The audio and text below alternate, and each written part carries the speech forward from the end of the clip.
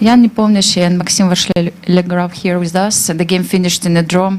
Maxim, please tell how difficult it was for you to make a choice of the opening when you need really to win on demand. Well, it's not easy, but at least I got some sort of fighting game. Of course, the drawback of getting a fighting game with black is that generally you end up being clearly worse, and well, this was no exception. Партия между Яном Непомнящим и Максимом Vachier-Lagravem завершилась в ничью.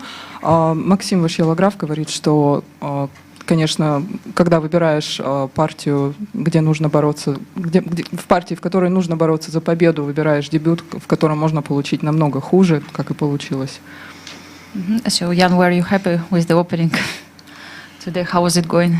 Well, actually, this was one of the lines I prepared because I thought it's one of the, you know, 93 is a very tricky move against a Greenfield player because I'm myself a Greenfield player, so I have no firm, recipe what to do in case of 93, so how to get a fight. So that was, let's say, the idea. And, this was one of the lines I prepared, but I was probably out of my book after move a5, but I guess this position is so healthy for white.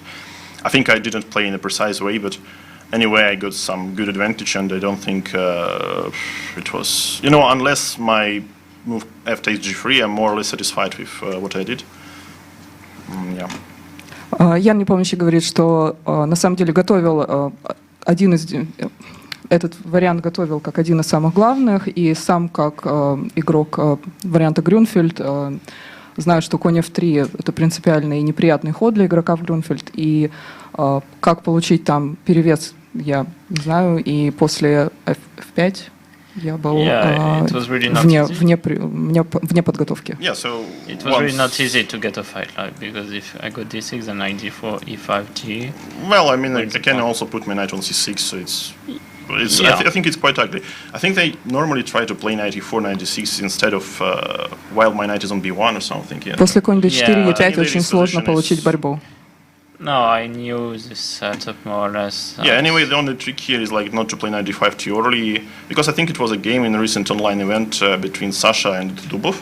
Yeah. And Sasha played something like knight d4 and got e5 with tempi, yes. And it was already playable. But here, well, I believe I could go for something like e4 here, but due to the it's the most principal way, of course, to just make you take on c3. But considering the tournament situation, I thought like. But if I wanted e5. But here I take already on e6, yeah. В этом варианте важно не пойти конь d4 слишком рано, иначе можно получить e5 с темпом. Well, knight c5 is next. Well, rook ac1, for example. I mean, okay, maybe it's not the worst you can get, but okay, knight d4, so it's. Yeah. I think it's more or less losing already. So okay, yeah, I just go with my knight to b5. So. Two bishops doesn't make any sense. But e4 I thought okay, maybe like takes a pawn out of desperation. Of course, yeah. But the position. Yeah, this it says for itself. Yeah, of course. Yeah, but I mean, normally this is a principal way of playing, but here you could also maybe take. This was actually a possible option. Like you go knight d4 here. This is also probably clearly worse because the bishop on b7 is not. Yeah. Also the way, but I thought okay, but maybe I just miscalculated a little bit because I thought like this rook b1, e3, b4 is more or less forced and you can't do much.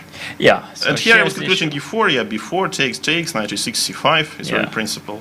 Yeah. Takes knight b5. Yeah, and I'm getting at least two pieces for.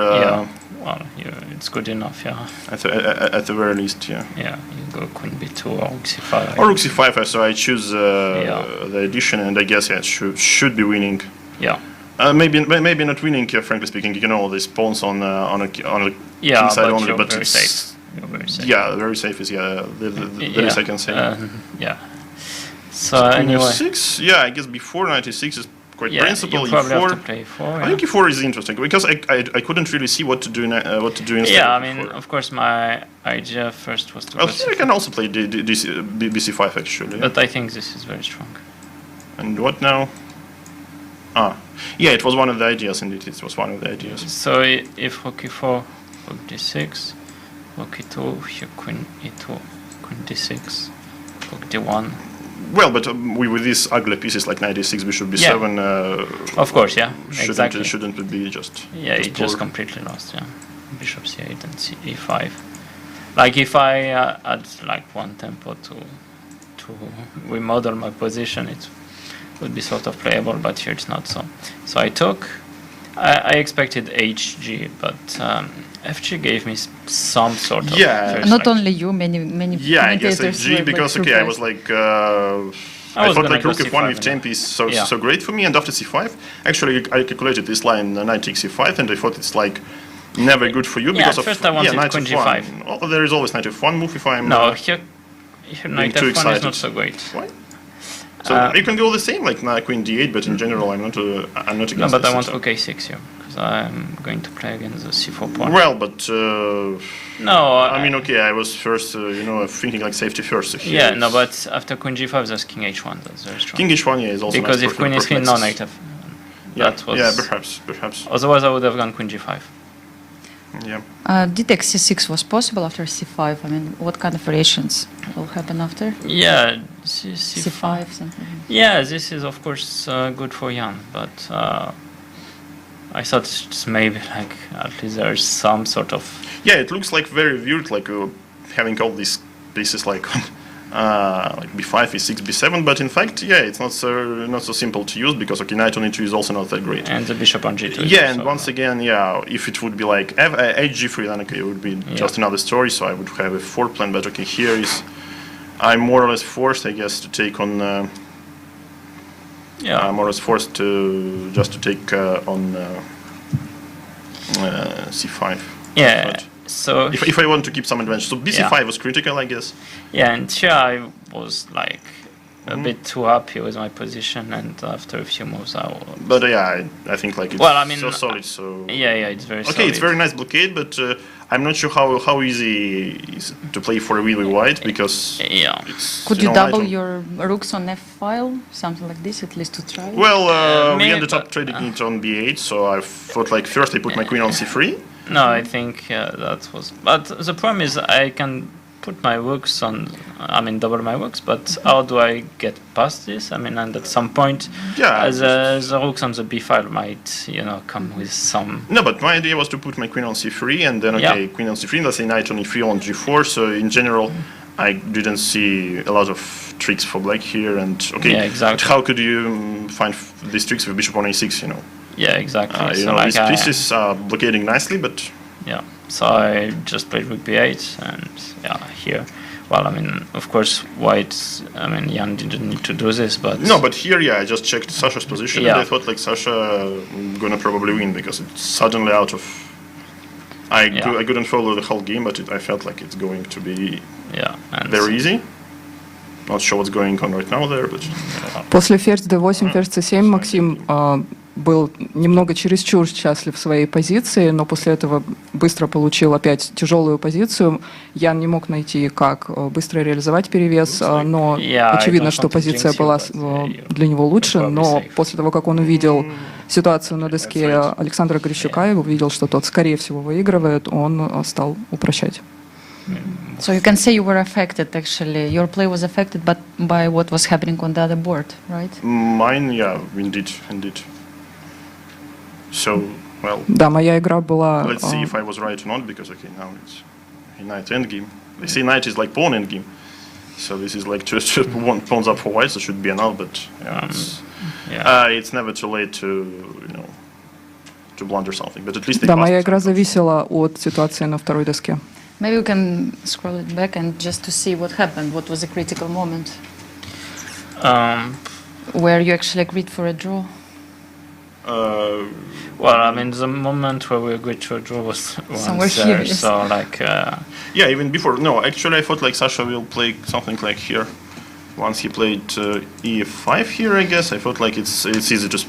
it's not easy, just probably white, but... Okay. Let's see, the knight endgame is always tricky. Yes, here rook f5 I thought was game over. Yeah, rook f5, knight f5 here first, like any move which keeps the queens, and knight takes f5 was the move I was expecting, but maybe then rook d8. But I mean, in general, what he did also quite a safe way. But В партии Грищука Ян ожидал, что он попытается сохранить ферзей, взяв ладью на f5, но размен ферзей это тоже довольно безопасный способ реализации. Some commentators noticed that if you would win this game, Jan, you would cross the 2800. I mean, I'm sure you were not really bothered by this fact, but somewhere back on your mind, have you thought about it? Yeah, indeed, I knew this, but in general, well, getting back to our game, I felt. I mean, in general, it's winnable, of course, for white, I think, but you know, it's with some major help of your opponent, because you know you should be very, very tricky, and of course you shouldn't trade even a pair of knights here. So first of all, I mean, okay, the setup is very nice here, and well, let's say perhaps here. Oh, okay, I could probably keep the queens, but you know, sooner or later black will get active, and I think it will be anyway a practical decision. At this position, of course, should be winning, but I felt like, I mean, I have slightly different goals than just crossing some elo mark. One or so.